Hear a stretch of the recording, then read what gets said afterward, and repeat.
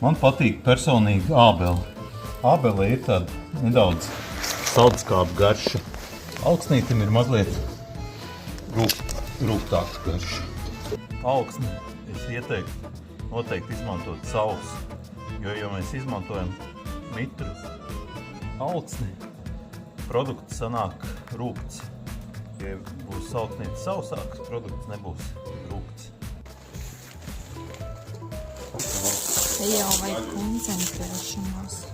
Šis mums ir iepriekš iemarinātais meža loms. Pirms kūpināšanas reizes ieteicams ielikt kūpinātavā, lai uzsilst. Tur ir 2 gabali? Nē, 1 liels gabals. Vienkārši salokīt uz pusi. Nevajag pārgriezt, vajag pārgriezt.